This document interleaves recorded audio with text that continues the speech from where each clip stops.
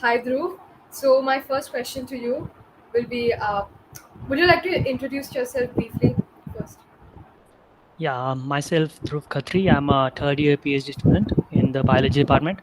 I work with Dr. Chaitanya Atle. Okay.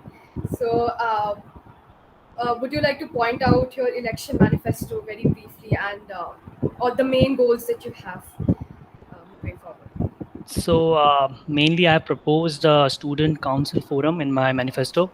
The aim is to serve as a destination for student grievances, complaints, and discussions. Very similar to IISER help desk, but open to all the student body and everyone can see it. It's supposed to be in an open and transparent manner, and such a forum can be extended to include details of council meetings and critical details that are usually not shared. So yeah, so that's the main aim, and yeah, it's all to increase the transparency of decision making as is dictated in the constitution of the student council. Great. Is there any specific committee or a specific post that you wish to be a part of or represent as a council member? I don't have any preference as of now, but since I'm mostly involved, mainly I think in sports committee perhaps, but I don't really have a preference as of now. But I think yeah, it depends upon the how many votes I get and stuff like that. Yeah. So, how do you plan to maintain the communication between the students and the admin and the elected members? Because it's clearly an issue which is kind of bugging a lot of people in the student community. So, how do you hope to tackle that? Surely, and this issue I think goes both ways. I think most of the students also are not very interested. I mostly refer to the PhD students because that's the people that I'm associated with mostly. Yeah. So what I see is that among us scholars, there's usually not much interest in interfering like activism and public activism. So that's why I came up with the idea of creating a forum. So even if I can like make things like open complaints and proceedings of the discussions at their fingertips through a app or a website. I think passively student can participate by simply upvoting stuff, and also like what I've seen is that there's a small group of people which is very active, and most of the people usually rely on indoor discussions rather than speaking up about their opinions. So they can also come up and just create a thread of discussion which can be accessible to everyone, and so even the unpopular opinions and their viewpoints can have some exposure. So that's how I have thought about it. Yeah.